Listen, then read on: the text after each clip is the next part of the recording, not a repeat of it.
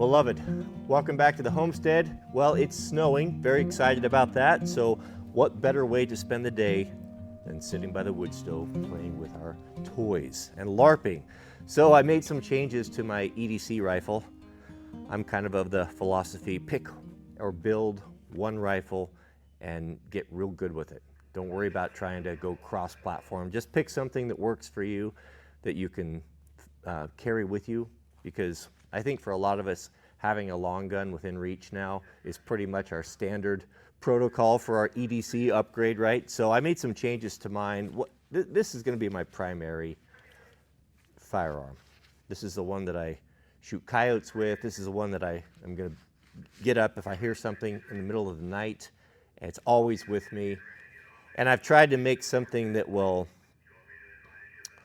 I guess, do multi-roles, and that's what I've came up with. And I know a lot of people are going to say, well, that's completely absurd, and look at my ACOG and say, that's boomer tier. I get that, but rifles they kind of develop according to your needs and where you live. I live on a large acreage in the urban interface with the forest. We have wolves, we have bears, we have coyotes. We have a lot of those. Those are real problems. They're on our property regularly. So for me, where a shot might have to be 200 yards, I really like that 4X on that ACOG. With that ACCS, I think it has a very special reticle in it that was only available for a short time and sadly no longer produced. It's the best reticle that they've ever put on one of these for ranging easily and quickly. So I've got to smoke coyotes with this, so that 4X, especially with my eyes, at what, 60, what am I, 60 please, 56 or something, 57, it helps a lot. I also was thinking for a go-to-war end-of-time rifle, I didn't want to be reliant upon batteries. Yeah, I know, you see the irony here, but primarily in the optics. So that's why I have the fiber optic here, no batteries. The reason for the tape is the optic bloom is really, really bright in sunlight, and you have to cover it over. Sometimes I have to put my hand over it so I can take that tape off if I want, just gaffer's tape. So that's a fiber optic reticle, as well as the RMR, the piggyback, which is also the same. No batteries. Downside is I also want to use this with night vision, and neither one of these are going to work for that at all. There's not going to be enough light at night. So I have to make a compromise. That's where the MAWL comes in. So the MAWL has a IR and visible laser. Now when you're dialing these in, you can't just put the zero right to the center of your reticle because it's offset. So you have what they call an offset zero. So the laser dot, when you're up on sights, is going to be just a little bit, I think, high or low, I forget, and to the right. So you have to compensate for that. So that's like math you have to do in your head, which is kind of tricky. But that's the way I would aim this. And without the laser, I can turn this off. Without night vision, then I have infrared laser. No one's going to see it unless they have night vision. And I know, of course, well, what if someone's got night vision? I mean, we got to live in the real world. And where I'm at, that's probably not likely. It would give me an advantage to be able to see at night. So is there a backup aiming? Not really. I mean, it's just the way that it is. It's got to be that way. I've only got so much room here. And then a flashlight. So the change I made, this is a Scout, Surefire Scout single with a Unity Tactical switch up here, which is the best one I've seen. It's super skookum. So it's got a nice press. It falls perfectly. Here are all the controls for the MAWL. This activates the infrared, the spotlight or the flood and the laser power and all that such. So everything right here, white light, IR light, visible laser, all easy to grab. So what I did was I ordered this head right here from Surefire. This is the KM1-E. So this is a really great upgrade. One thing that also with this switch, I forgot to say, you can constant on the back. So versatile. One of the problems with these lights is when you're handling these guns, picking them up in and out of a bag, you're always hitting that light, and sometimes you don't want that going off at night.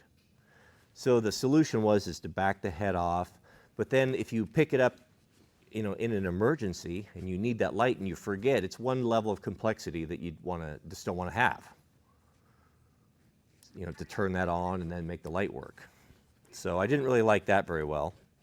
So this is the solution. This head now gives us the ability to have IR. This is a dual output head.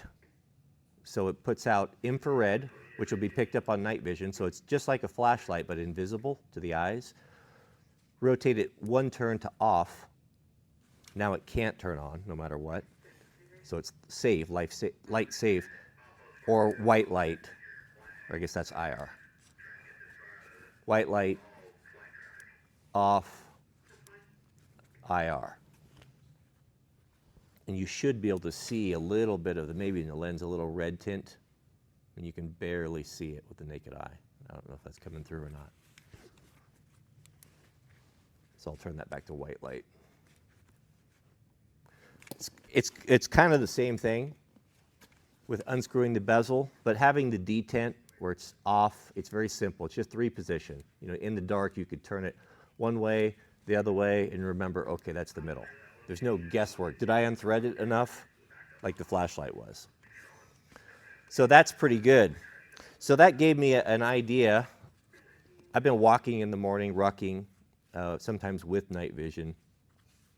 And my EDC flashlight, the backup MV Surefire that I use, it's a great light. I really love it. It's the one I carry with me now all the time.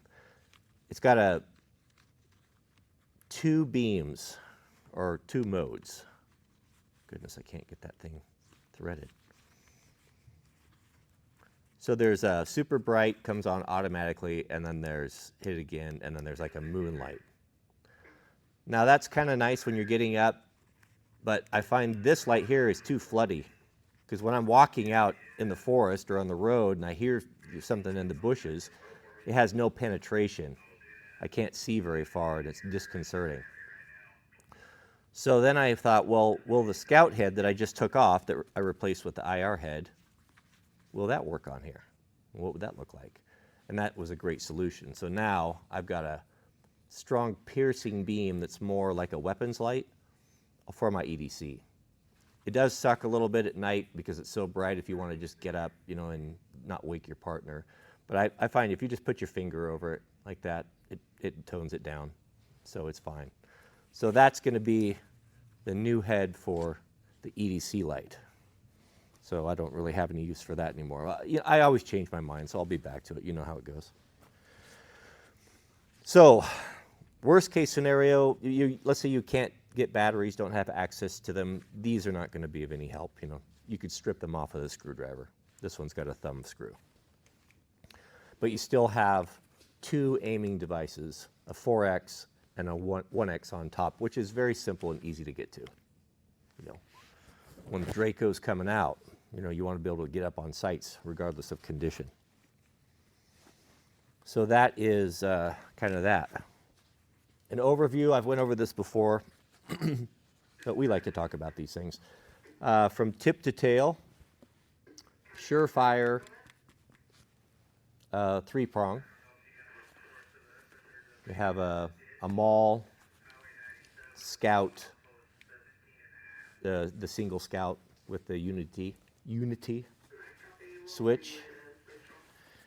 These are the Daniel Defense rail covers, which I think are awesome, but the texture that they had on them was terrible. So that's all gone. I just took a grinder, just kind of ground them down, and just years of use have also just kind of worn them down.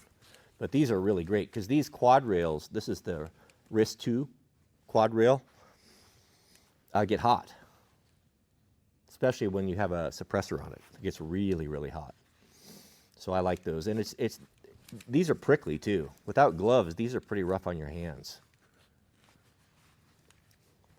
This here is the CQD. This is the clone correct mount for the Mark 18. I think the Mod 2, which is, this is kind of an homage to, not perfect.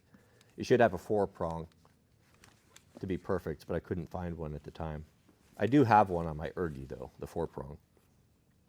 So that's correct, and that goes with a H&K clip, which is a lot better. I don't like those QDs. They're always coming loose on me. I don't trust them. We have a 20-round magazines. This is by choice. I have boxes and boxes of 30-round mags loaded up. But just for every day to live with, this is far superior. This is the magazine that was designed for this, for the AR-15 by Eugene Stoner. He designed it for a 20. And a 20 is really sweet. You can go prone with it.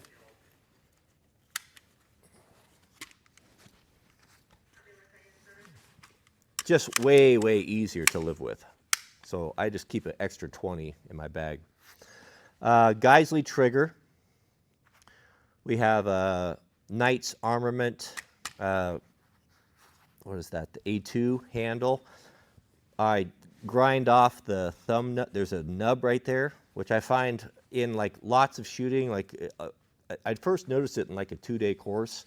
It put a blister on my finger. And so I just took a grinder and just got rid of it. And this is way better, way better. We have a Geisley airborne charging handle, so you can pull that from either direction. Geisley makes nice stuff.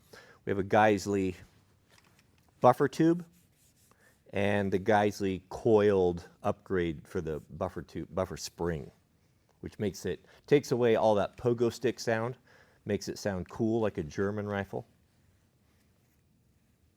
What else do we have here?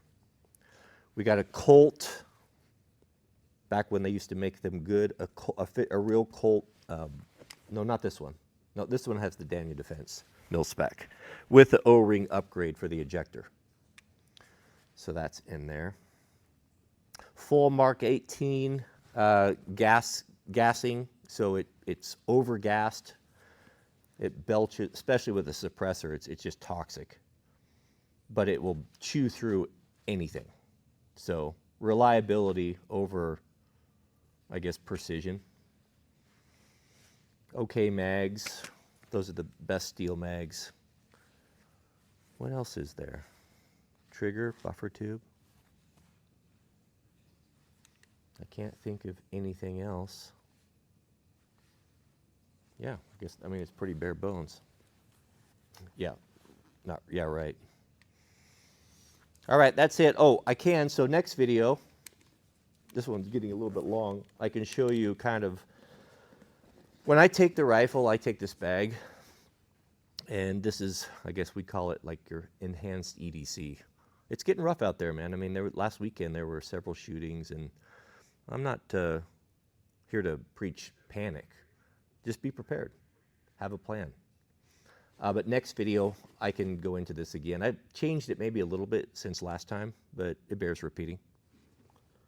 And I hate the sound gunfire, man. And I take earmuffs, man. I'm always, whether I use them for a chainsaw, I always have them anyway, so I just clip them to the kit. All right, part 2, we'll get into the bag. Thanks for watching. We'll see you guys on the next video.